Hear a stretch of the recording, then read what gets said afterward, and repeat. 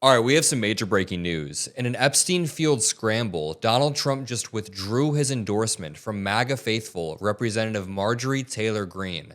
Marjorie Taylor Greene has long been one of Trump's most loyal sycophants in Congress, only recently breaking on some common sense issues like, hey, maybe we should release the Epstein files. Hey, maybe we shouldn't increase the premiums of our constituents by double to triple in regards to healthcare. Maybe that wouldn't be too good for us in special elections.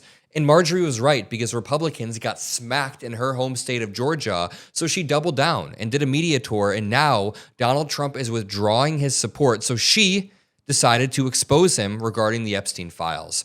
Just to back up, Donald Trump essentially ran out of D.C. He fled D.C. today to go on vacation while the Epstein file situation is raging, while the affordability situation is raging, while we're about to go to war. And on Air Force One, he snapped at reporters and yelled at them, quiet, quiet. Take a listen. Bam.org. Live now to remarks from President Trump. With Bill Clinton, with the president of Harvard, who you know, who that is, Summers, Larry Summers, whatever his name is, and all of the other people that he spent time with. Jeffrey Epstein and I had a very bad relationship for many years, but he also saw strength because I was president. So he dictated a couple of memos to himself. Give me a break. You got to find out what did he know with respect to Bill Clinton, with respect to the head of Harvard, with respect to all of those people that he knew, including J.P. Morgan Chase. Sir, Yeah, Jennifer, go ahead. Go ahead. Incriminating in the file, Venezuela, sir. Why not acting as a... Quiet, McGee. Bam.org. Dude, he legitimately snapped on her. He said, quiet, quiet. And what she was asking is, if there's nothing incriminating in the files, why not release them? And that is the million-dollar question right here. Donald Trump has been acting so squirmy and weird about the Epstein files because every single time we are drip-fed information, whether it's from the Epstein estate or from the House Oversight Committee or from Congress or investigations, it is not good for Donald Trump. Whether it's Epstein's words himself, whether it's the words of victims, it is not good for Donald Trump. So throughout all of this, I think what he's trying to do is now do something so insane that he draws attention away from the Epstein files.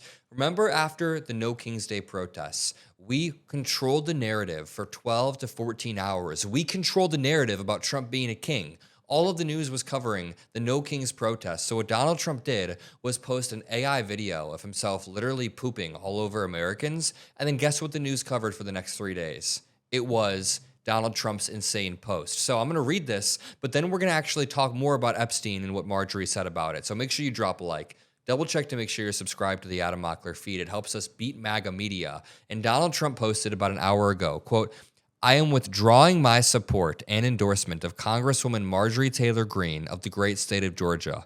Over the past few weeks, despite my creating record achievements for our country, including a total and complete victory on the shutdown, okay, not true. The ACA subsidies are still going to expire in about a month and smack Trump in the face and Americans in the face, but it's not going to be good for Trump politically.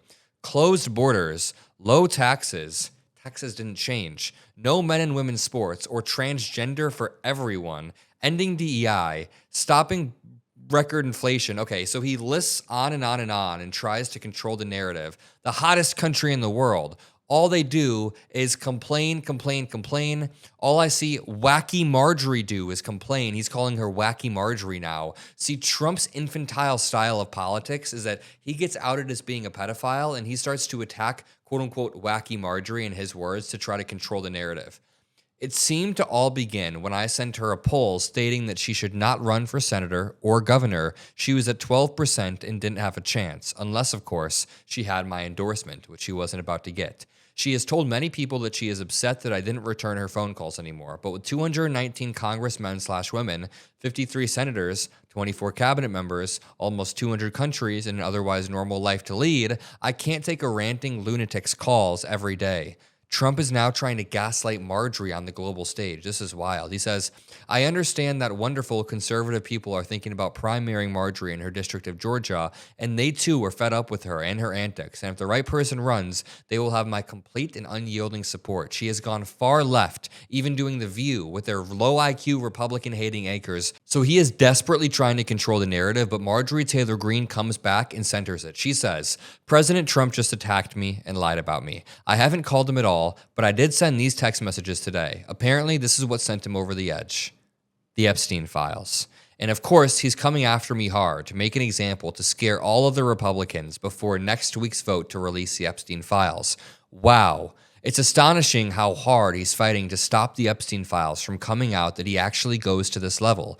But really, most Americans wish he would fight this hard to help the forgotten men and women of America who are fed up with foreign wars and foreign causes and are going broke trying to feed their families and are losing hope of ever achieving the American dream. That's what I voted for. I have supported President Trump with too much of my precious time, too much of my own money, and fought harder for him even when all the other Republicans turned their back and denounced him. But I don't worship or serve Donald Trump. I worship God, Jesus my Savior, and I serve District GA14 and the American people. I remain the same today as I've always been, and I continue to pray this administration will be successful. Let's see what she texted to Trump. Check the flight logs of Epstein's plane. Bill Clinton is on there 26 times, Hillary too. For many of us, releasing the Epstein files has always been for the women who were victims of Jeffrey Epstein, but also because we believe that Democrat bad guys like the Clintons were entangled and involved with them. Epstein was a spider that wove the web of the deep state. Lean into it. So she's giving Trump advice. Release the files and expose the Democrats.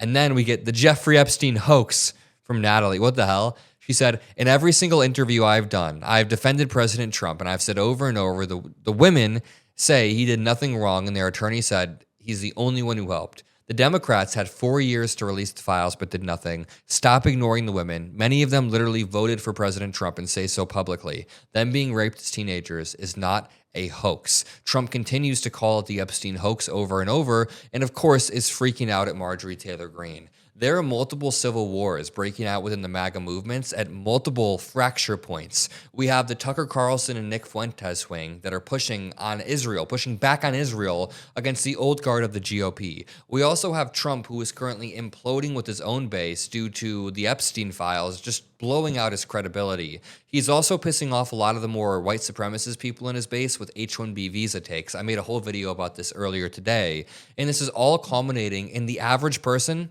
like the average non-MAGA freak who's not just beholden to Trump, kind of being like, what the hell, man? Affordability is really, really hurting us. A lot of Americans, and I know people in my audience don't like to hear this, a lot of Americans voted for Donald Trump simply due to affordability reasons. They thought that the economy under Biden wasn't good. And I know I'm going to get emails saying, Adam, it was simply due to racism. It was simply due to this one pet issue that I enjoy. No. You can't reduce it to one issue. People are complex. Different voter blocks are complex. A lot of Black Americans and Hispanic Americans voted for Trump this time.